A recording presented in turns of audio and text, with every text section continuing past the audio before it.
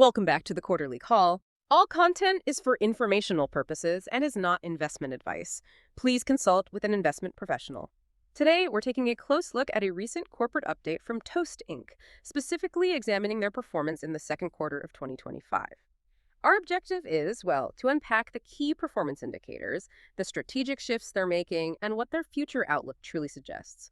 We really want to help you quickly grasp the most impactful information from this update, kind of cutting through the jargon to get to the essence of what matters for understanding a company like Toast. Exactly. And this isn't just about, looking at a spreadsheet of numbers. What's really insightful here is understanding the underlying strategies and the broader market dynamics that are actually driving these figures. This particular discussion offers insights directly from key executives, folks like CEO Aman Narang and CFO Elena Gomez. Plus, you get the perspective from analysts at major financial institutions asking questions. So it gives us this really multifaceted view, a comprehensive picture of where Toast stands today, and maybe more importantly, where it's heading tomorrow. It lets us see the why behind things. Okay, right. So let's start with the big picture then. The headline news seems to be that Toast's second quarter, well, it delivered results that didn't just meet their own forecasts. They significantly surpassed them. And that's not just hitting a target, is it? It suggests something deeper, like really robust operational momentum. Absolutely. It implies their strategies aren't just working, but maybe working even better than they, or frankly anyone, had anticipated. That kind of overperformance, it's often a strong signal of real underlying strength in the business model and how they're executing. So let's break that down. What are the actual figures that show this? Okay, yeah, let's unpack the financials because they really do underscore this. First off, location growth. It was remarkable. They achieved a record 8,500 net new locations added just in Q2. Wow, 8,500. Yeah, which brings their total active locations now to approximately 148,000. That's a huge number of restaurants. It is. And it's not just impressive on its own. It signifies really significant market penetration. Plus, a highly successful customer acquisition strategy. I mean, the restaurant industry is competitive, it's fragmented. Each new location isn't just a sale, it's Toast becoming the core operating system for that restaurant, right? Which deepens their integration, makes it harder for competitors. Right, the classic land and expand. Exactly. Playing out on a massive scale here. Yeah. It proves they can keep adding businesses at an accelerated rate. Okay, so record locations. What else stood out? Then there's the recurring gross profit growth. This is always a critical metric for any, SaaS-type company. Yep. It saw an impressive 35% year-over-year increase. 35%. That's strong. Very strong. And this figure, it includes both their non-GAAP subscription services gross profit and their non-GAAP financial technology solutions gross profit. So both sides contributing. And just remind us, why is recurring revenue so important here? Because it's really the lifeblood of a healthy, stable business, isn't it? It means predictable, sustained income. It's not just one-off sales. It's about a continuous value exchange with their customers. It tells us restaurants aren't just buying the system initially. They're continuing to use it. They're deriving value from the core software and the fintech solutions. That makes them sticky long-term partners. So good retention, good expansion within the existing base. That's what it suggests, yes. Yeah. Very healthy signs there. And profitability. That's often the trade-off with rapid growth. Right. And that's the other major milestone here. Profitability. Toast delivered $161 million in adjusted EBITDA. Okay. And perhaps even more notably, they achieved $80 million in GAAP operating income. Ah, GAAP operating income. So real bottom line profit from operations. Precisely. For listeners maybe not deep in finance, adjusted EBITDA gives a sense of core operational profitability, stripping out some non-cash or financing items. Yeah. $161 million there is excellent cash generation. But the $80 million GAAP operating income, that's significant. It means they're profitable based on standard accounting rules. After all, direct and indirect costs, just excluding interest and tax. Which, for a company still focused so heavily on growth. Exactly. Reaching these profitability benchmarks, especially ahead of schedule, is incredibly significant. It shows real financial discipline. It signals a successful, healthy move towards sustainable, profitable scaling, not just growth at any cost. Okay, so that provides a really solid foundation then, doesn't it, for future investments, expansion? It really does. It reduces reliance on external funding and builds confidence. So it's this powerful combination, record customer acquisition and these big strides in profitability. It feels like they're really executing well on that core mission, helping restaurants thrive. Yes, their stated goal, help restaurants delight guests. do what they love, thrive.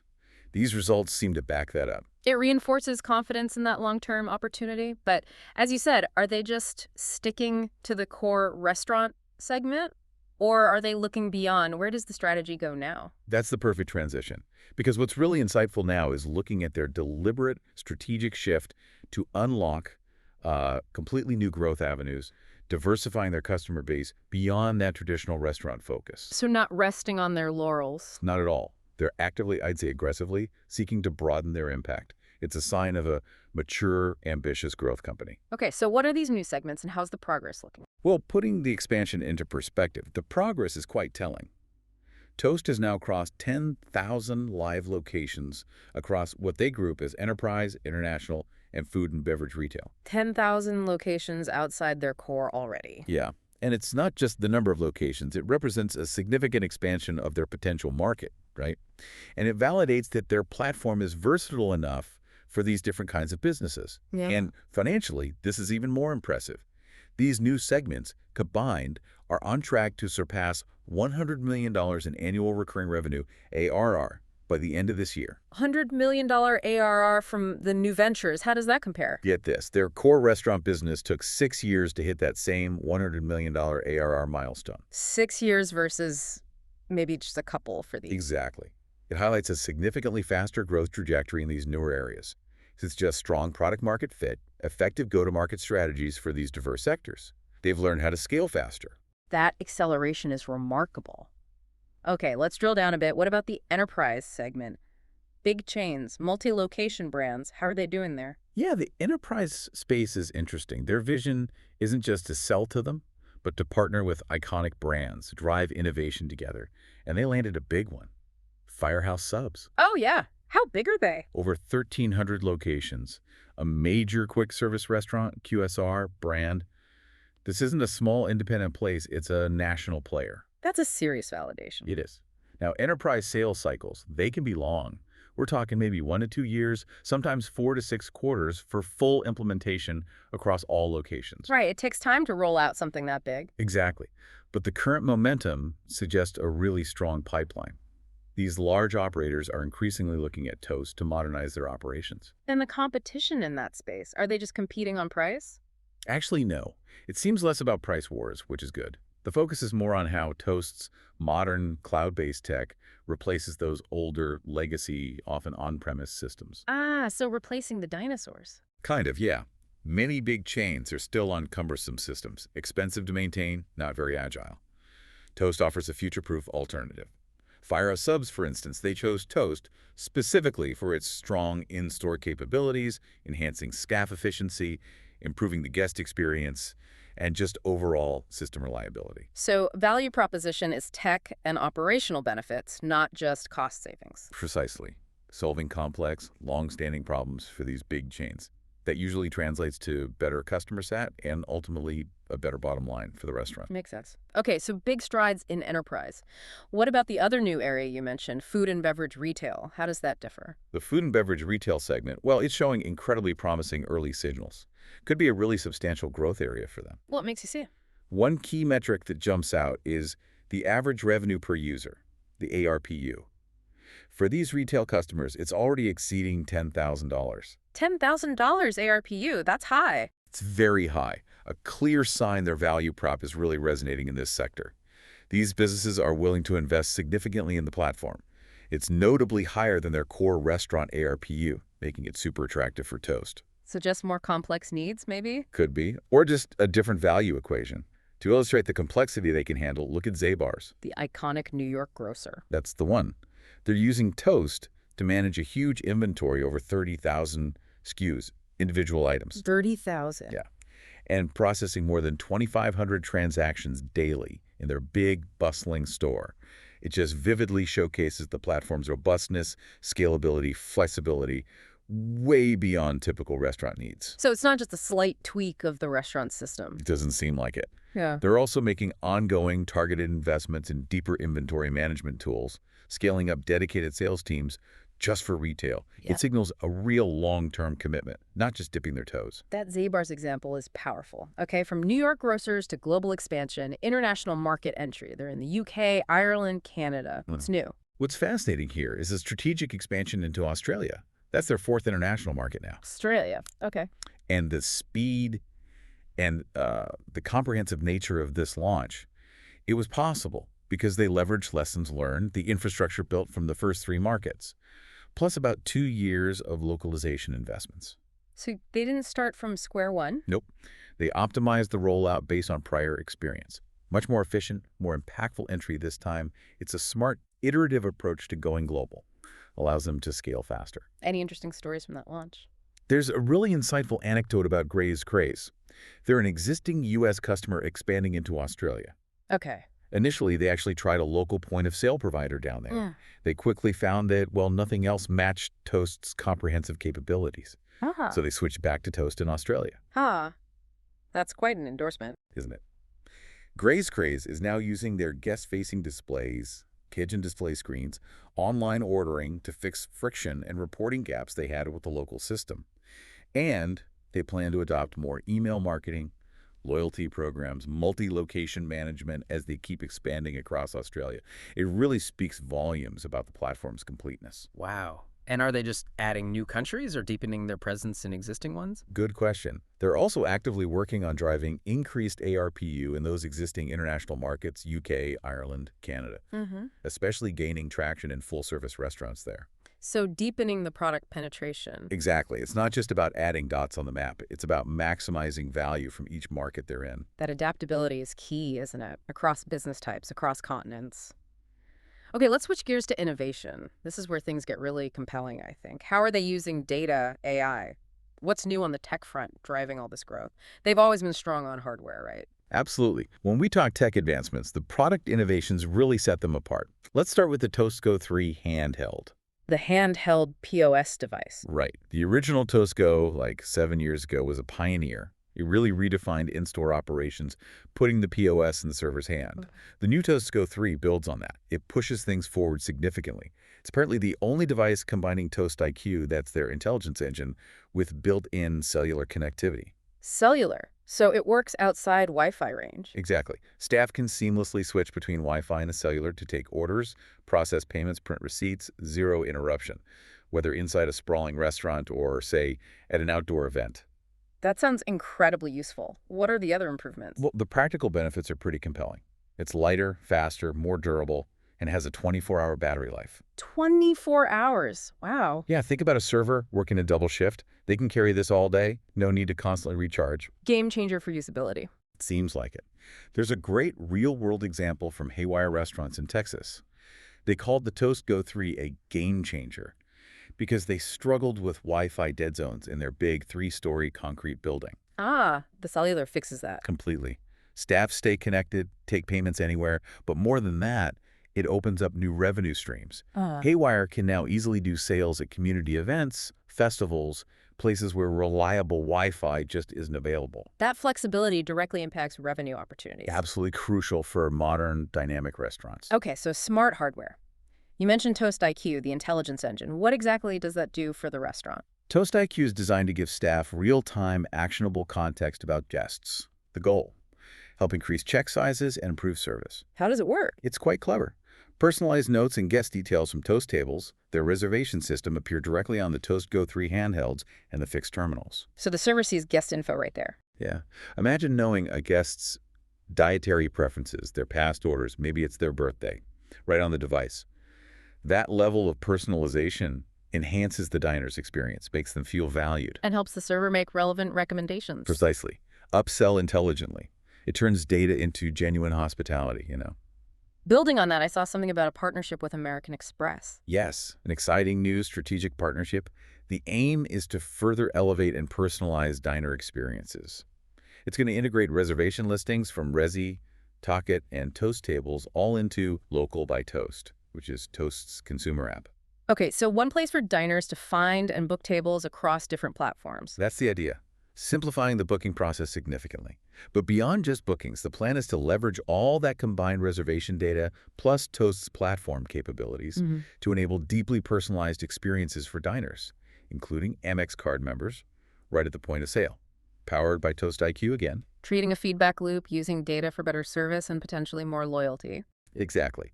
More curated, seamless experience for the customer, driving business for the restaurant. That's a big step in personalization. And speaking of AI, they're piloting something called Sous Chef, an AI assistant. Sounds futuristic. It does, doesn't it? Yeah. This raises important questions about AI's role in just the day-to-day running of a restaurant. Sous Chef is an AI assistant designed specifically for restaurateurs. It's in an exclusive pilot program right now. And the feedback. Overwhelmingly positive so far, which is a great sign. A key benefit users highlight is how it helps owners, many not tech gurus, right? Right. It helps them get crucial insights from their data, get intelligent recommendations, and even make direct changes within Toast through a remarkably human-like conversational interface. So you can just talk to it, Yeah, ask it questions. seems like it. Not just an analytical tool spitting out charts. It's an active assistant simplifying complex tasks. Like an owner might ask, Sous Chef, how can I cut food waste next month? And it would analyze data and suggest things. Exactly. Analyze inventory, suggest menu tweaks, maybe even start changing supplier orders. Wow. What's Oh. the long-term vision there? Incredibly ambitious. They aim to build, in their words, the world's best GPT-like interface for restaurants. A chat GPT for restaurants. Essentially, yeah. Yeah. Tailored for all the complexities, sales trends, labor costs, inventory, customer preferences, using Toast's vast proprietary data. Imagine an AI that gets all that, gives actionable advice, executes tasks from simple commands. That could truly revolutionize restaurant management, freeing up owners. That seems to be the goal. Focus more on guests, less on admin headaches. They plan for general availability later this year, so definitely one to watch. Fascinating stuff, really shaping the future there. Okay, let's bring it back to the financials. All this innovation, this expansion, how does it translate to their financial health and outlook? They've talked about disciplined investment, expanding margins. They even hit some targets early. They have. And their strategy shows this really careful balance, aggressive growth, alongside disciplined profitability, often a tough tightrope to walk. So let's see the numbers. How did the core sauce and payment segments perform? Okay, key metrics. Sauce ARR grew a robust 30% year over year. Strong demand for their core software. Complementing that, Sauce ARPU was up 5%. So getting more revenue per existing customer too. Both adding and expanding. Good combo. Very good. Subscription revenue itself was up 37%, and the gross profit from subscriptions grew an impressive 43%. Shows strong adoption and efficient value extraction. And payments. Fintech. Payments ARR also strong, up 32%. Fintech gross profit, which includes payments, grew 30%. Gross payment volume, GPV at the total dollars processed, hit $50 billion. $50 billion. Huge number, growing 23% year over year. Now, GPV per location was actually down 1%. Oh, why is that? It seems to be attributed to the changing mix of their rapidly expanding customer base. As they add smaller international spots, new retail segments, the average transaction volume per location naturally shifts. Doesn't mean the core is declining. Okay. Mix shift. Makes sense. What about their take rates? They saw strategic increases there. Fintech net take rate hit 57 basis points, up 3 basis points. Payments net take rate hit 49 basis points, also up 3 BPs. Tiny increases, but across $50 billion. Exactly. It adds up significantly. It's down to optimization efforts, targeted pricing adjustments, new products like surcharging. Shows a sophisticated approach to maximizing revenue from payments. Okay, clear picture of healthy growth there. What about the non-payment side of fintech, like Toast Capital, their lending arm? Right. Non-payments fintech, mainly Toast Capital, contributed a significant $40 million in gross profit. So still a meaningful contributor. Definitely. This program gives essential short-term capital to restaurants on their platform, helps with cash flow, investments. It's worth noting the take rate contribution from Toast Capital is usually a bit lower in Q2. Just seasonality. Higher GPV dilutes its proportional impact. But the program itself is healthy. Seems so. They report solid customer demand. And crucially, defaults remain in line with expectations. They expect it to keep contributing around that 10 basis point range. It's stable, valuable for their ecosystem, deepens relationships. Good to hear. Okay, what about spending? Operating expenses. Growth costs money. It does. OPEX, excluding bad debt and credit stuff, increased 18%, the main driver. A big 28% jump in sales and marketing. Fueling the expansion. Exactly. Supporting that growing go-to-market footprint international, retail plus targeted sales rep hiring and brand campaigns for core market share gains. Strategic investment. In R&D, research and development. That grew a more focused 9%. Reflects targeted investments in high priorities, like enhancing Toast Go 3, new Toast IQ features, building out inventory for retail, expanding enterprise functions. So balanced spending, fuel growth, but also innovate strategically. That's the picture, yes. Yeah. Both aggressive market expansion and strategic product innovation. And cash flow. Stock-based comp. Key indicators of financial prudence, right? Absolutely. They reported strong free cash flow, $208 million for the quarter, driven by that robust adjusted EBITDA and some working capital benefits from payment seasonality. That gives them a lot of flexibility. Huge flexibility, less need to raise capital externally. And on stock-based compensation, they've made real progress, reducing it as a percentage of recurring gross profit. It was down 6 percentage points year over year, landed at 14%. And they say they're on a clear path towards low double digits. That shows good discipline, managing dilution. It does. Demonstrates prudent financial management, maturing financial profile, moving towards cash generation, less reliance on equity comp, positive sign for long-term investors. Okay, so wrapping it all together, what does this mean for their future guidance? How do they see the rest of the year, and what's the investment plan now, given they're hitting profitability faster? Right, the outlook. For Q3, they're guiding for total subscription and fintech gross profit growth between 23% and 26% year over year. Adjusted EBITDA is projected between $140 million and $150 million.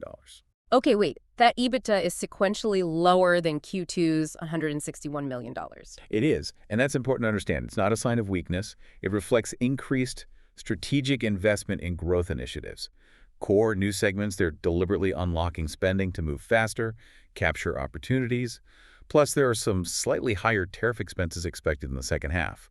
So these are strategic choices for long-term growth, not an operational slowdown. Got it. Investing from a position of strength, what about the full year?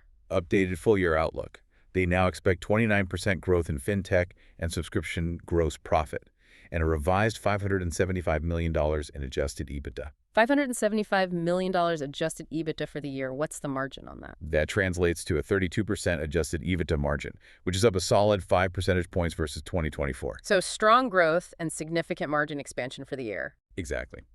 The revised outlook reflects the strong Q2 and continued momentum. They sound very confident in delivering durable growth while steadily working towards those longer-term margin targets. It really shows that balanced, deliberate approach, scaling the business with both top-line expansion and disciplined profitability front and center.